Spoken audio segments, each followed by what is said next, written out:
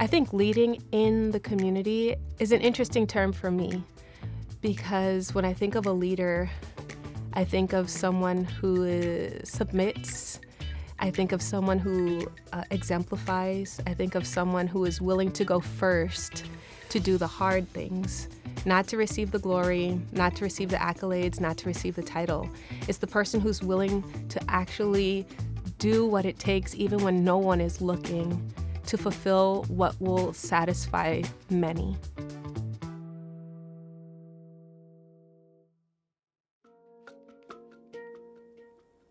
Hi, my name is Arica Gonzalez. I am the founder and executive director of the Urban Oasis, a nonprofit community organization based in West Baltimore, Maryland.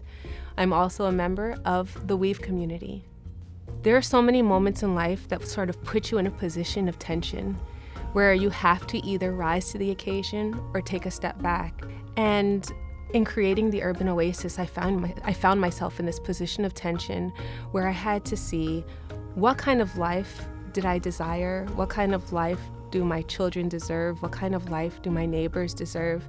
And all of these questions came to the forefront because in West Baltimore, we had a dilemma. We were living in a community where there was drug dealing and dilapidation, where there were vacancies, where there was illegal dumping, stolen vehicles, you name it. Everything that seemed messy was happening right in our backyard. And it was so opposed to the beauty and contrasting to the beauty of the people who called the space home that we could not sit comfortably in that environment any longer. Today we're going to talk about leadership. What are the qualities of a leader? And how do you become the leader that you desire to be? What are different obstacles that many leaders need to overcome? We'll discuss these things and see how we can build leadership qualities within ourselves.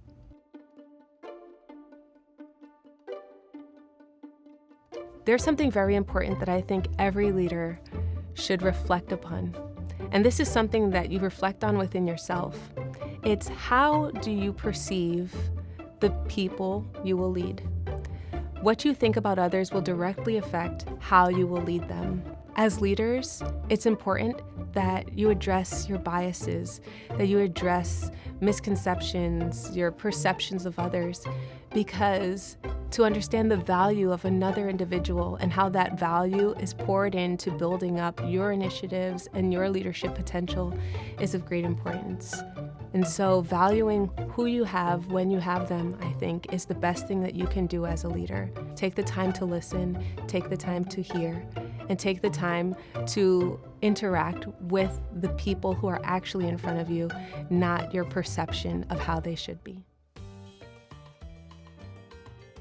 I think that when we're beginning to explore this idea of leadership and how to lead in a community, it's putting yourself in a position where you're able to hear others, where you're able to meet the needs of others, where you're able to sacrifice your own desires sometimes for the benefit of the greater good.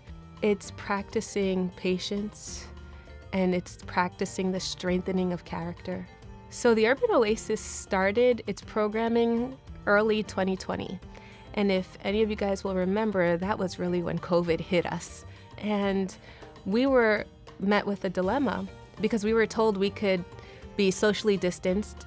If we go outside and stay 6 feet apart, we could actually enjoy our space still. But in West Baltimore on our block, we couldn't. Everything was overgrown. The weeds would come up to our shoulders. There were rats infesting the area. There was drug dealing and needles in so many places. And it wasn't a healthy environment for us to even be able to congregate outside together. We had to remedy this. We had to see each other. We need human connection. Humans need connection. And so we took the opportunity that COVID presented to forge those connections. My neighbor and I, her name is Miss Geraldine Taylor, she and I went and we printed flyers and we invited each of our neighbors on our block to something called Sunday dinner, where we just knocked on everyone's door and we said, hey, the first Sunday of each summer month, let's bring our dining tables to our own front walkways and let's eat a socially distanced meal together. And they showed up and they showed off and the block smelled great and we saw each other for the first time, really, an entire block of neighbors, families, people, households. We saw each other physically, but I think we saw each other in a different light. We saw the humanity behind each other in that moment. There's a perception that people have about leaders and leadership that you always have to be going. You always have to push for the next thing. You always have to be in motion. You always have to be thinking and moving and doing. But I want you to understand that there is great power and necessity for rest. It's okay to stop sometimes. It's okay to take a step back and to assess what is going on around you. This is vital if you want to move forward, because you are human. It's easy to grow tired because you are human. It's easy to be discouraged because you are human. But taking rest gives you the opportunity to become creative, to become more feeling, to tap into what is necessary. And I think this will make you an even stronger leader because you've had the time to evaluate what's happening in the world around you and to evaluate the people who are in the world around you and how you can effectively lead them.